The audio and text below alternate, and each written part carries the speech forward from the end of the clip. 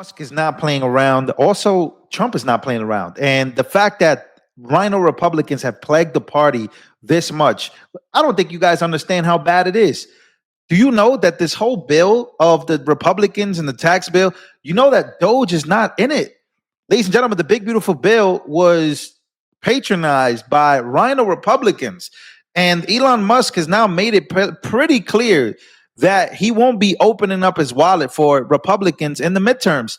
Too bad Congress couldn't get its act together and empower DOGE. Such a waste. What the hell is happening with the RINO Republicans? How the hell are these people in office? Well, you want to know one thing that Elon Musk is going to be opening his wallet for is to campaign against a lot of these RINO Republicans who have opposed the empowerment of DOGE. But why? Why? Aren't the Republicans supposed to be on the sides of the conservatives and the sides of the Christians and the side of MAGA as a whole? Make America great, a great country again? No, these people are literally worse than Democrats. They literally are worse. Well, here it is real quick. I want to play this clip by Elon Musk because it is a huge deal about what happened. Also, Secretary Scott Bessent is literally coming out and making a huge DOGE and Elon Musk announcement. So let's take a listen here. Influence. I wondered whether you have decided yet how much you're going to spend on the upcoming midterms.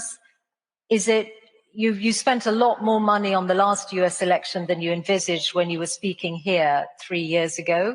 Are you going to continue to spend at that kind of level on future elections? I think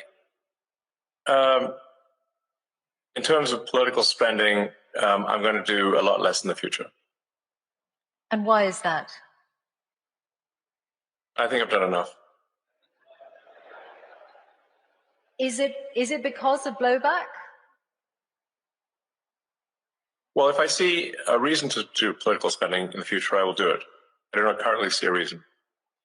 Okay. What about political influence beyond the US? He is pissed off at the Republicans.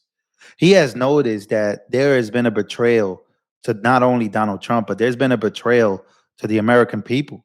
That most of the people in Congress, they're just not serious people. So yeah, so when we take a look at this, and I just want to exit the screen here so that way you guys understand, Elon Musk is curtailing his political spending, saying that he's done enough while making it clear that if he sees a future need to do it, then he'll do it. But if congressional Republicans were smart, they'd be passing legislation to give DOGE the power and the tools to perpetually eliminate waste, fraud, and abuse. But they won't do it. Why won't they give the power to DOGE to eliminate waste and the government? Well, because these guys are so corrupt. These guys are the most corrupt. And Elon Musk, again, reposting this.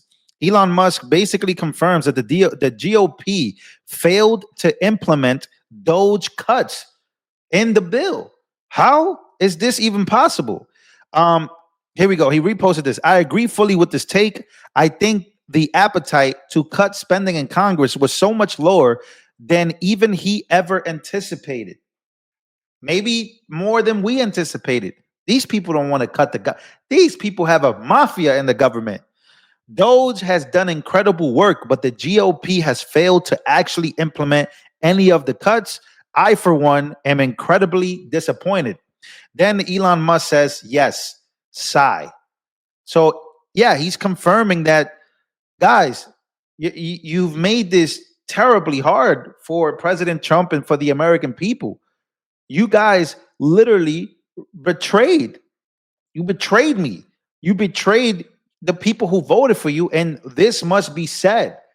And we must talk about how this is a huge problem, that these people don't really care about cutting government spending or actually saving people money, right? These are the ones and these are the lawmakers that get voted in to make these types of things happen. But unfortunately, Elon Musk he's done with Republicans, and that's very unfortunate. But we get a huge announcement here by Secretary Scott Bessent, who seems to be one of the only guys that really pays his respects, he's a Treasury Secretary, pays his respects to Doge and Elon Musk, and understands the type of effort that it takes to get this much cuts. You first get the cuts, and then you put it in bills, and you pass it through legislation, and you actually cut the government waste. But here we go. He says, Treasury Secretary Scott Bessent says, the effort undertaken by Doge and Elon Musk is one of the most important of my lifetime, and I am committed to not letting the bureaucracy slow it down, even though they are. We need to get the costs under control. We need to get government efficiency under control, and we need to make the government work better for the American people. Here he is making this announcement. Well, the point, Bill, is that this DOGE effort is one of the most important efforts of my lifetime. And what I am committed to doing is not letting the bureaucracy slow it down too much. That Elon Musk is one of the premier, or probably the premier businessman of this generation. He launched this thing or launched this cost-cutting program. And if we go back to Senator Johnson, that we need to get the cost under control, but we need to get government efficiency under control. We need to make the government work better for the American people. And at Treasury, we are committed to doing that with the IRS. Okay. Well, the point, Bill, is... Yeah, so there you go.